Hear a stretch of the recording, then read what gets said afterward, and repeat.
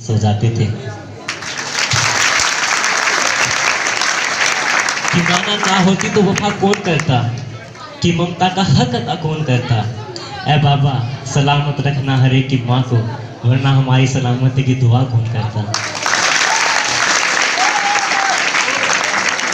कि माँ की दुआ कभी खाली नहीं जाती, और ये बात तो भगवान से भी टाली नहीं जाती, कि बर्तन मांझ कर 4 बेटों को पाल लेती है वो माँ, पर दुल्हन आने पर इन 4 बेटों से एक माँ पाली नहीं जाती।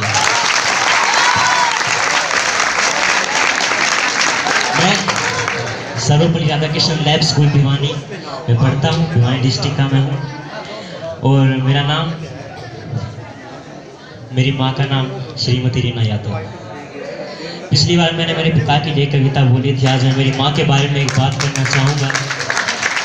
वैसे तो हम हमारी माँ के साथ बहुत से यादगार पल बिताते हैं, और एक हमारी ज़िंदगी का एक अहम हिस्सा भी हिस्सा भी कह सकते हैं, रिश्ता भी, वो हमारी माँ के साथ ही होता है।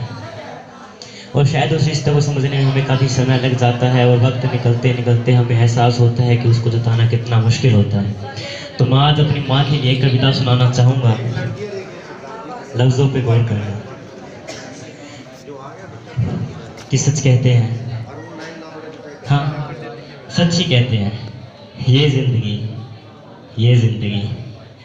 मिलना ना आसा है, पर जिसने मुझे ये ज़िंदगी दी, हाँ वो मेरी माँ है। जब पहली बार देखा था उसको तो उसका चेहरा खिला था, कि आंखों में मेरे आंसू थे, और मेरे रूप में उसको एक बेटा मिला था। कि जब भी मैं हंसूं तो वो हंस देती है, और जब मरूं तो वो रो देती है।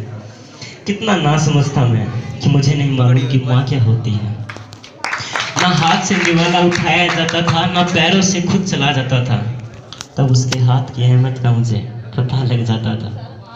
रोना तो मेरे लिए बहुत आसान होता था, पर आंसू पोंछने के लिए उसी का हाथ आगे आता था। जब थोड़ा बड़ा हुआ तो लगा कि रिश्ते भी बहुत होते हैं, लेकिन हर वो रिश्ते माँ के बाद ही होते हैं। जब अकेला रहा तो उसकी याद आई, जब अंधेरे में था तो उसकी याद आई, जब नींद नहीं आई तो उसकी याद आई, और जब भूख लगी तो उसकी याद आई।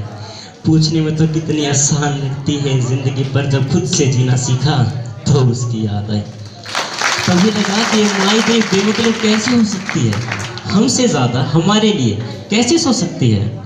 सच पूछो तो वो माँ ही होती है जो खुद भूखा सोकर हमारा पेट भर सकती है।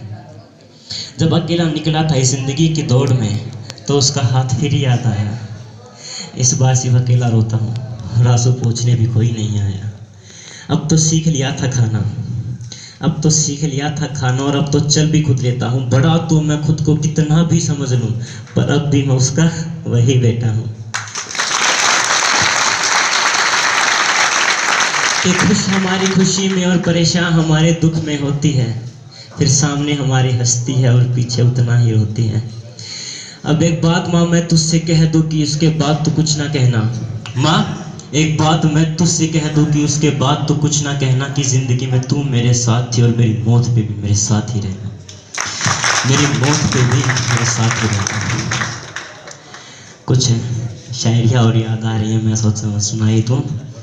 कि मुझे फ़र्क नहीं पड़ता कि ये दुनिया मुझे क्या कहती है, मुझे फ़र्क नहीं पड़ता कि ये दुनिया मुझे क्या कहती है, मैं एक अच्छा बेटा हूँ, ऐसा मेरी माँ कहती है। जैसे आखिर लाइन है और कविता के अंत में, कि मुझे नहीं मालूम कि डर क्या होता है, मैं मौत के बगैर छूकर आया हूँ। मुझे नहीं मालूम कि डर क्या होता है, मैं मौत